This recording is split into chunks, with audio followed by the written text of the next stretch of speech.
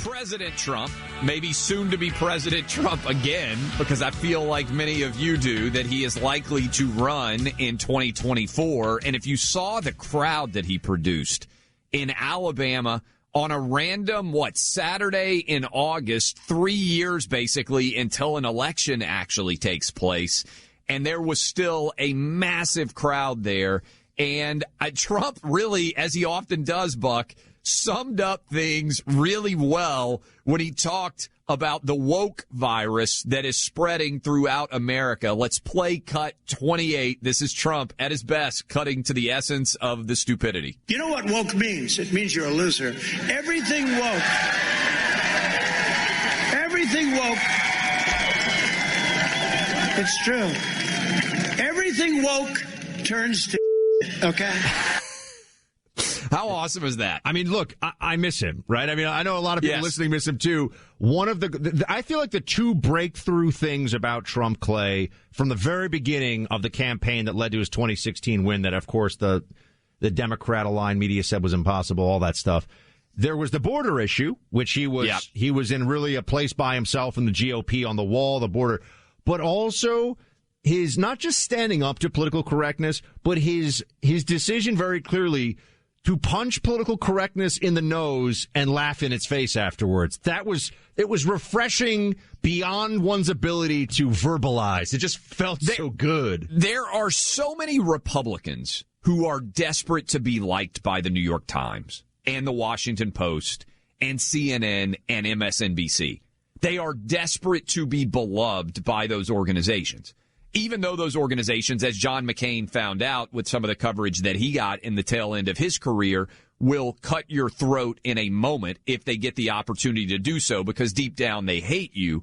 Trump just said, screw them. I don't care about them at all. They aren't that impactful. And I think that's one of the great legacies that I believe he may have left, is instead of, Mitt Romney style sort of crawling around on your knees begging for likability there, he just said, screw him. And I think, his innate gift is to be able, as you just heard on that clip, to cut through all of the noise and get to the essence of why this woke universe is so stupid. And Buck, you were talking about this earlier in the show, Jeopardy, which is, as beloved and I would say typically apolitical as a game show could be. Like, I don't think we want to see a woke version of Price is Right or a woke version of Jeopardy.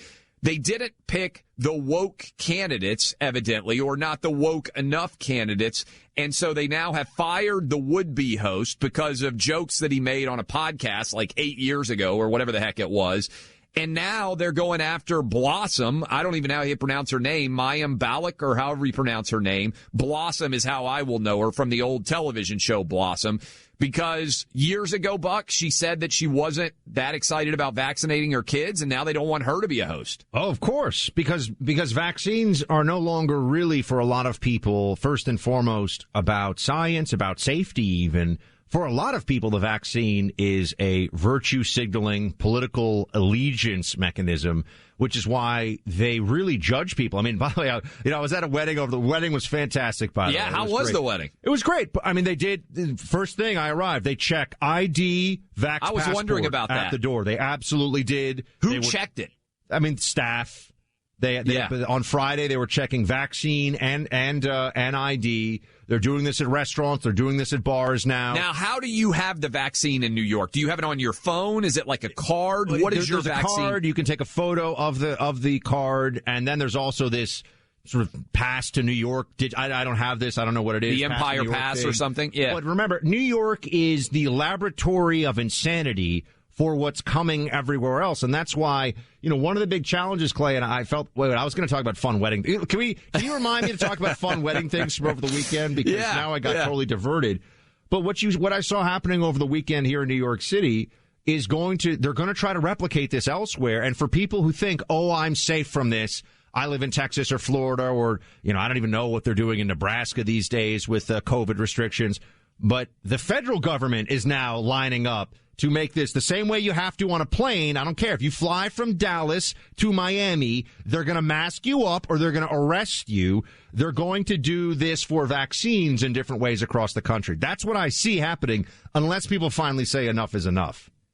And that's what I'm terrified of. And that's what they're trying to do is the government is using their bully pulpit and literally the bully part of it to try to get companies and organizations to mandate the vaccines themselves when they legally don't have the ability to do it. And so all of this is rolling together, and it's going to be hard, I think, for people to stand up against it. I'm hopeful that Ron DeSantis and Greg Abbott and Bill Lee and other governors, Brian Kemp, I think there are 9 states right now that are prohibiting a mask mandate on kids in schools. And I think that's an important battle to fight, because if you lose that one, if you lose masks in schools, I think you're right, Buck. I think the next thing up is going to be, hey, you got to wear a mask to go on an airplane. We never beat this lockdown monster by feeding it more of our freedom. It doesn't work. It just gets hungrier. It's like a hippo that keeps growing. Remember Hungry Hippo when you were a kid? Oh, yeah. Yeah. It's a great game. It was a pretty fun game, actually, back in the day, I got to say.